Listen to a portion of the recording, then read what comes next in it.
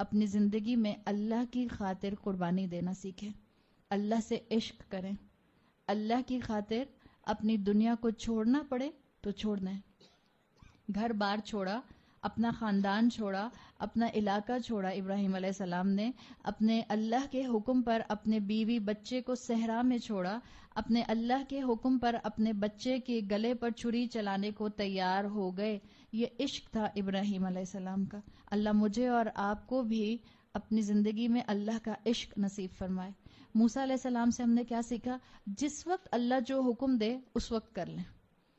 موسیٰ علیہ السلام کو جب اللہ تعالیٰ نے وحی دی تھی پہلی کوہ طور کے اوپر، اور ان کے ہاتھ میں ان کا عصا تھا، تو اللہ تعالیٰ نے ان سے کیا کہا تھا؟ موسیٰ کیا کرو؟ چھوڑ دو، موسیٰ پھینک دو اس کو۔ موسیٰ علیہ السلام نے کیا کیا؟ پھینک دیا۔ اللہ نے کیا کہا؟ موسیٰ اٹھا لو۔ موسیٰ علیہ السلام نے کیا کیا؟ اٹھا لیا۔ موسیٰ علیہ السلام کی بندگی کیا ہے؟ جس وقت جو حکم سامنے آئے اس پر عمل کرنا شروع کر دیں۔ کوئی کمپیریزن تو نہیں ہے، لیکن سمجھنے کے لیے آج آپ کا اور میرا موبائل فون بالکل اسی پوزیشن پر ہے جیسے موسیٰ علیہ السلام کا عصا تھا۔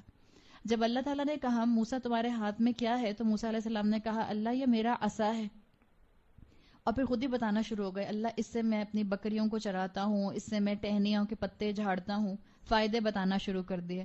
وَلِيَ فِيهَا مَآرِبُ أُخْرَى، اور اس کے بہت سے اور فائدے بھی ہیں۔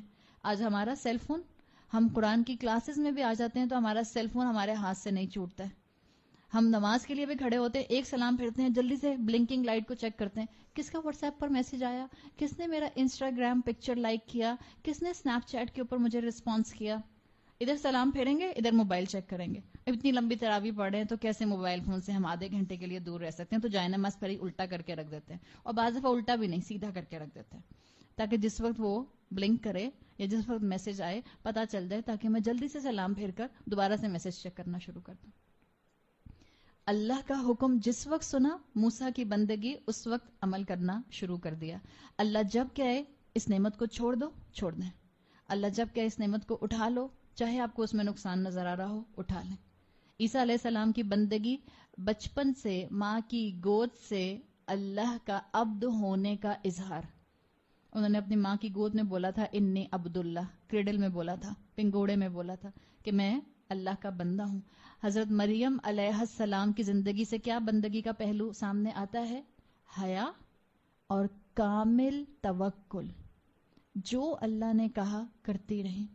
مریم علیہ السلام اپنی زندگی میں بڑے بڑے دور سے گزری۔ ان میرڈ بچی کا پریگننٹ ہو جانا کتنا بڑا امتحان، اور کتنے الزامات لگے، لیکن ثابت قدم رہی۔ اللہ پر توکل تھا، ان کو پتا تھا جس اللہ نے اس مشکل میں ڈالا ہے وہ مجھے رسوا نہیں کرے گا، وہ مجھے آنر دے گا۔ اور آج اللہ تعالیٰ نے ان کو دنیا کے بڑے مذاہب کے اندر مریم علیہ السلام کو آنر دیا۔ رسول اللہ صلی اللہ علیہ وسلم کی بندگی، آپ کی دن کی بندگی جو تھی وہ تھی المدثر کی شکل میں، اور آپ کی رات کی بندگی تھی المزمل کی شکل میں۔ یعنی وہ دن میں اللہ کے بندوں کو اللہ کا بندہ بنانے کی کوشش کرتے تھے، قم فانذر، اور رات میں کھڑے ہو کر اللہ کی عبادت کیا کرتے تھے، اور اتنی عبادت کیا کرتے تھے کہ آپ کے پیر سوج جایا کرتے تھے۔ یہ اللہ کے رسول صلی اللہ علیہ وسلم کی بندگی تھی۔ حضرت ابو بکر کی بندگی اطاعت۔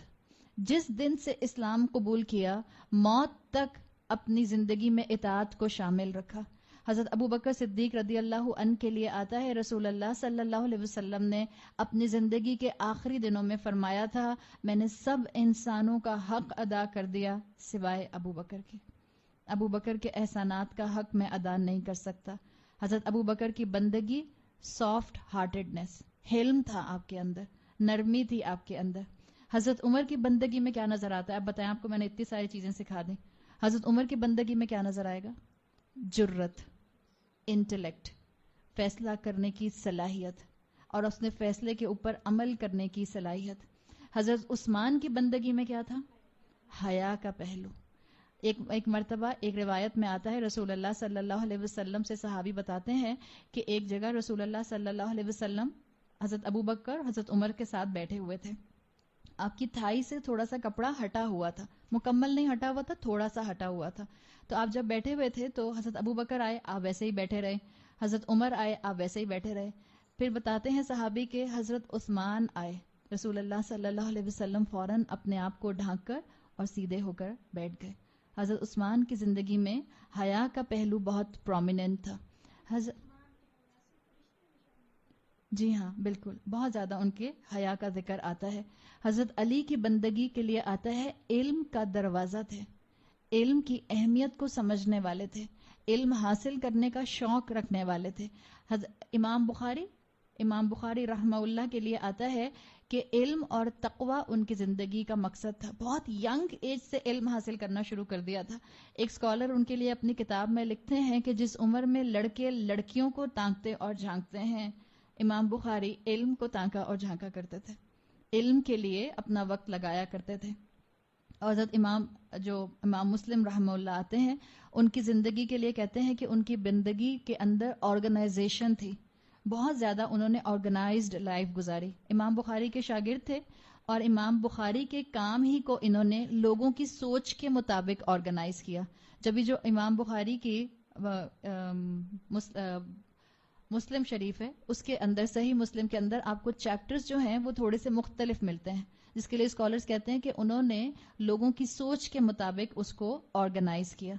تو یہ آپ کو سرسری سا ایک پہلو دکھایا گیا ہے مختلف نیک لوگوں کا اور انبیاء کا۔